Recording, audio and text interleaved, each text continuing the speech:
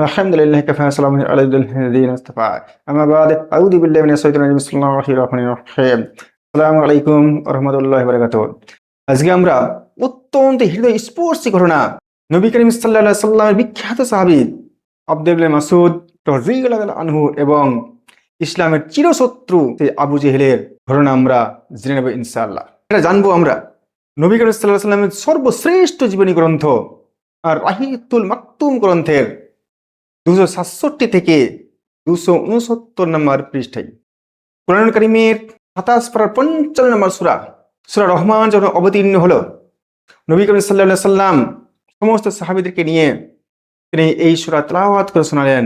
উপস্থিত সাহাবীদের মধ্যে আব্দুল্লাহ ইবনে মাসউদ রাদিয়াল্লাহু আনহু বললেন, ইয়া রাসূলুল্লাহ সাল্লাল্লাহু আলাইহি সাল্লাম, আপনি এই সূরাটা আমাকে আবার আপনি তেলাওয়াত করুন, ইনশাআল্লাহ আমার পুরো সূরা মুখস্থ হয়ে যাবে।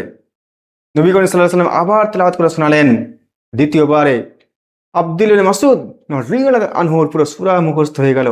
চিন্তা করুন, সূরা রহমানে 78টা আয়াত রয়েছে, মাত্র দুবার শুনেই মুখস্থ হয়ে গেল। আল্লাহ রাব্বুল আমিন কিরকম মেমোরি দান করেছিলেন কল্পনা করুন।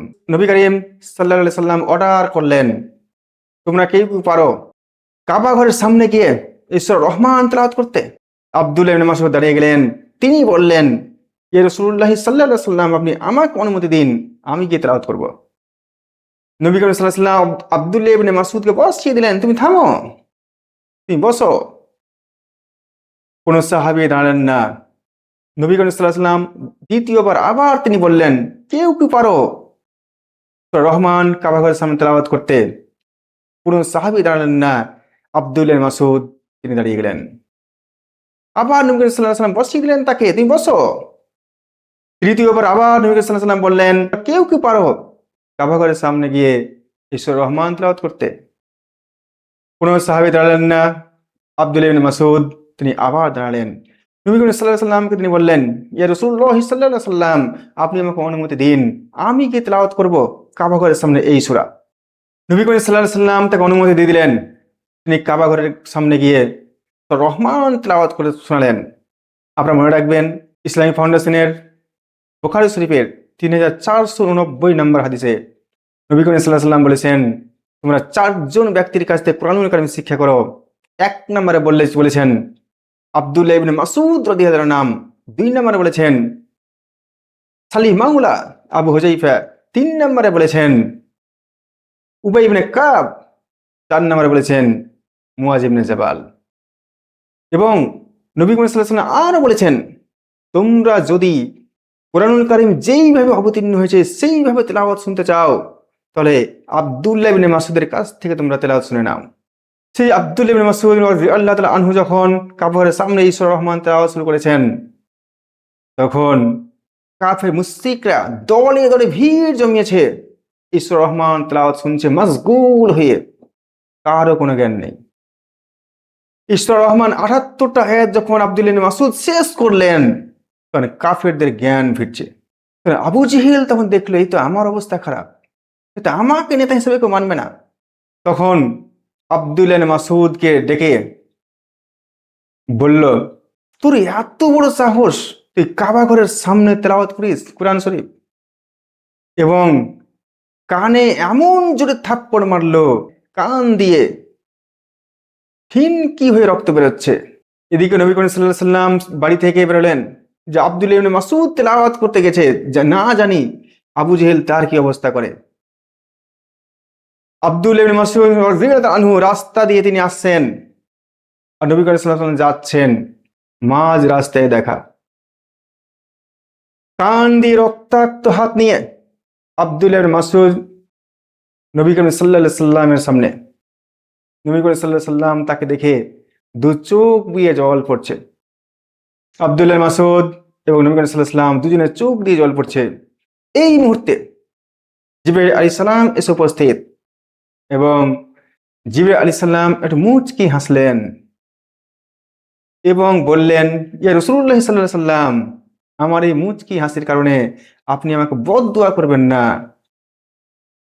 কারণ আমাদের কাছে যে গোপন তথ্য থাকে আল্লাহ রাব্বুল আমিনের, সেটা আমি আপনাকে বলতে পারছি না, সেটা মনে করে আমি মুচকি হাসছি। আপনি আমাকে বদদুয়া করবেন না, অভিশাপ দিবেন না, ধৈর্য ধরুন। এই বলে জিবরাইল আলাইহিস সালাম চলে গেলেন। নবী করিম সাল্লাল্লাহু আলাইহি সাল্লাম আব্দুল্লাহ ইবনে মাসউদ রাদিয়াল্লাহু তাআলাকে নিয়ে এসে শুশ্রূষা করলেন। তারপরে বদরের যুদ্ধ শুরু হয়ে গেল।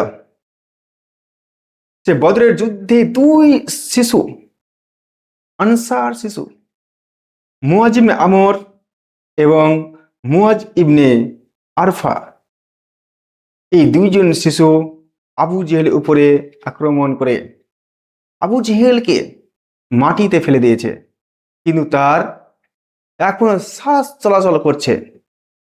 এবং দুই কিশোর নবী করিম সাল্লাল্লাহু আলাইহি সাল্লামকে বলেছে যে, ইয়া রাসূলুল্লাহ সাল্লাল্লাহু আলাইহি সাল্লাম, আবু জেহেলকে আমরা হত্যা করেছি। তারা বদরের যুদ্ধ শেষ হয়ে গেল। নবী করিম সাল্লাল্লাহু আলাইহি সাল্লাম বললেন, তোমরা দেখো আবু জেহেল কোথায়, তার লাশ কোথায়। সব সাহাবীরা খুঁজতে শুরু করল। আব্দুল্লাহ ইবনে মাসউদ রাদিয়াল্লাহু তাআলা আনহু দেখলেন যে আবু জেহেল মাটিতে পড়ে আছে, তার শ্বাস কোন রকমে চলছে। আবু জেহেলের বুকের উপরে পা রেখে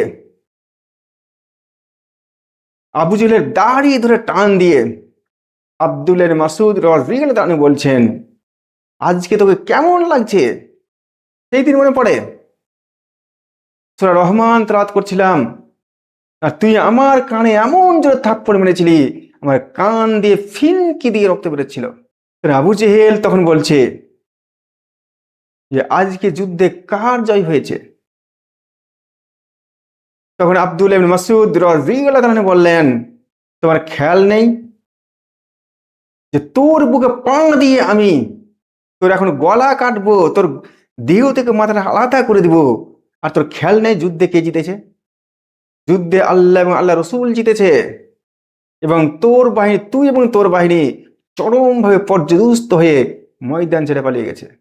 এরপরে আব্দুল্লাহ মাসউদ রাদিয়াল্লাহু তাআলা আনহু দেরি না করে ইসলামের চিরশত্রু ফিরআউন আবু জেহেলের মাথাটাকে দেহ থেকে আলাদা করে নবী করিম সাল্লাল্লাহু আলাইহি সাল্লামের কাছে নিয়ে গেলেন। গিয়ে দেখালেন, এ রাসূলুল্লাহ সাল্লাল্লাহু আলাইহি সাল্লাম, এই যে আবু জেহেলের মাথা। তখন নবী করিম সাল্লাল্লাহু আলাইহি সাল্লাম বললেন, হে আব্দুল্লাহ ইবনে মাসউদ, তুমি কি দেখাতে পারো তার লাশটা কোথায়?